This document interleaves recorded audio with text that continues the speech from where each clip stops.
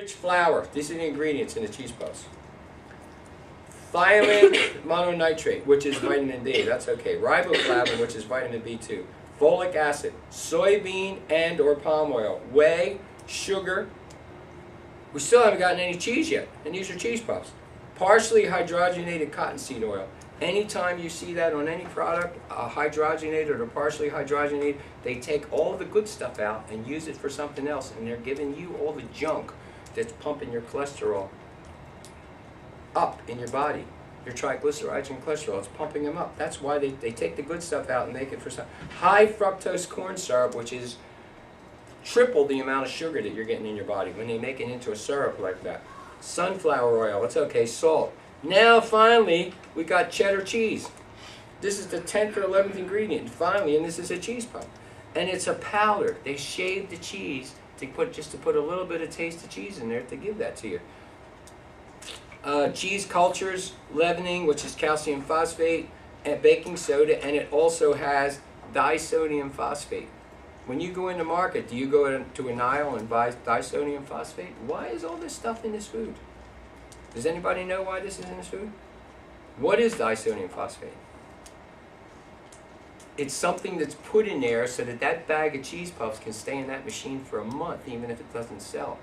And it's going to stay that you can eat it. Okay, and that's the same thing for maltodextrin yeast. They're all preservatives. They're all to keep food longer so that they can make more money off of this shelf life of the food. Now there's an expiration date on food when you go to the market and buy it and sell by, okay, I don't know if any of you do go to the market with your parents, but it's got a sell by something on there, okay? That's why that's on there, because years ago they used to put these stuff in the markets and they would be there for months and months and months and people were buying them.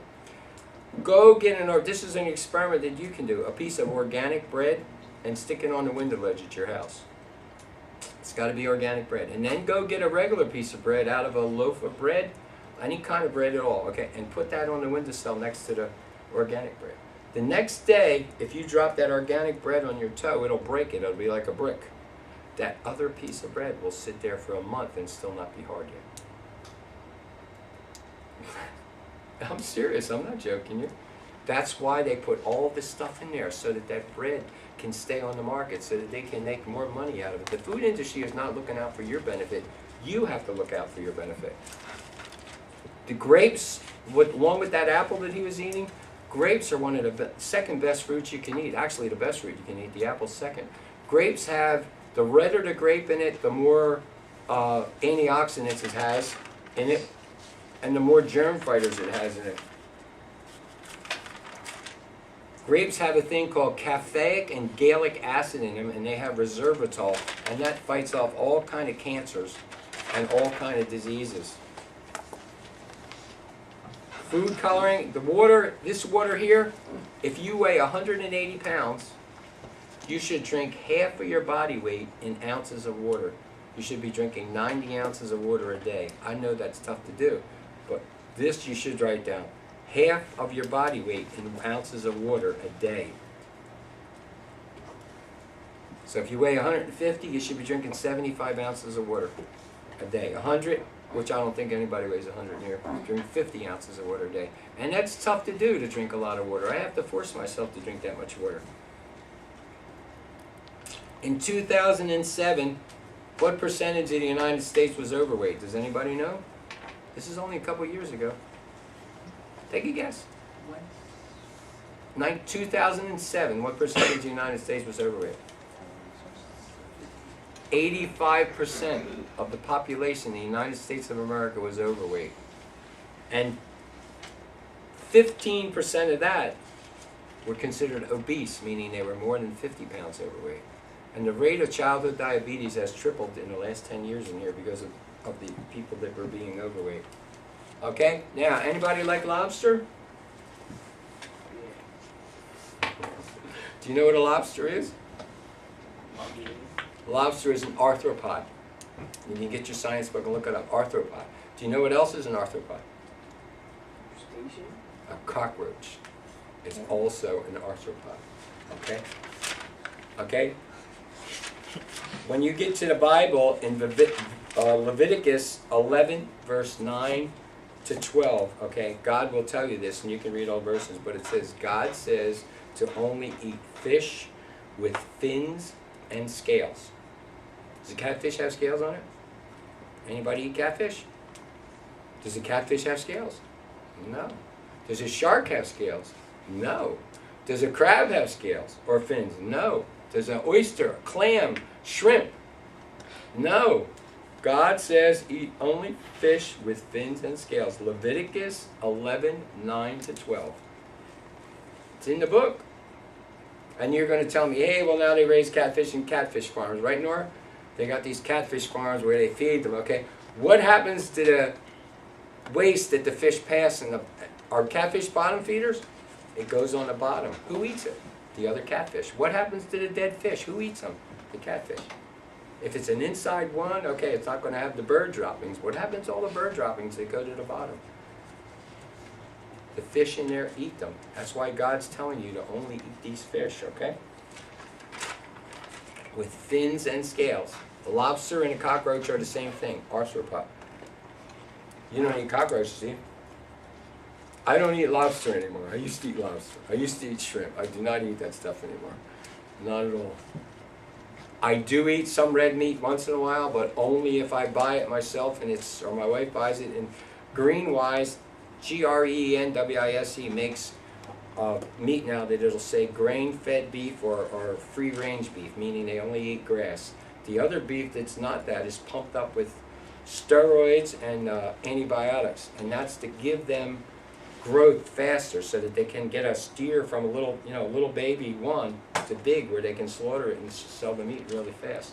So they pump them up with steroids just like the athletes were getting that are no good. You know, the scandal about Barry Bonds and Mark McGuire and all them on them steroids. That's what they're pumping the beef up with, steroids. Fish will reduce the risk of lupus disease, which is what it will help relieve migraine headaches. It will soothe bronchial asthma, and it will combat kidney disease. Okay, when you now go to the processed lunch meat and lunch meat counter, okay? The United States leads the world in colon cancer. We have the highest rate of colon cancer in the United States of America. Third world countries are the lowest colon cancer. Third world countries have no processed lunch meat. None at all. None. Okay, if you go into Walmart and you look at the meat counter, and it'll say on all that meat at the bottom, it will say contains sodium nitrate. You can buy meat without sodium nitrate causes colon cancer, but they won't take it out of there. They won't let them take it out of there because then the lunch meat won't last that long. They won't be able to sell it as, it'll be bad. They'll have to throw it away. And then their bottom line of all the money they're making is going to go down the drain. It's going to be lower and lower, and the stockholders aren't going to like that. You can get meat in Publix, boar's head meat, and it'll say on it, contains no sodium nitrate. Just like if you went by a Chinese restaurant where you saw that sign outside, now that says no MSG. You ever see that outside a Chinese restaurant? Okay, monosodium glutamate causes cancer, and all the Chinese restaurants used to put that in their food. Now they have no MSG written on their signs outside. In the market, you'll see a Swanson's gravy box. Now, Swanson's gravy has no MSG on it because that is proven to cause cancer. The best thing you can have is a lot of fruit in your diet. Fruit kills all kinds of things, especially, like I said, grapes. And the redder the grape, the better it is for you. Grapes contain caffeic and gallic acid, which kill all germs in your body, and it will help you stay healthy. The Greeks and the Italians are the healthiest nations in the world. Why? They're number 1 and 2. Greece and Italy. Why? Because I know Italy eats a lot of pasta and pasta. No, they eat a lot of grapes, okay? And I don't want you to do this, but they also drink a lot of red wine. And the redder the wine, Merlot and Cabernet, they have wine with their breakfast, their lunch, and their dinner, but they eat grapes by the tons of it. They eat those red grapes. You know, they're always in them bins crushing them with their feet, and they're always getting that grape. Red wine helps a lot out of the grapes. Well, the grapes are the best, the caffeic and gallic acid in it, but the Greeks and the Italians are the healthiest nations in the world because they eat a lot of grapes. They do. They have a lot of grapes. They're number 1 and 2. United States, I told you, we dropped down way down in that. And they also, go ahead. I'm just Does that mean like red wine actually helps you?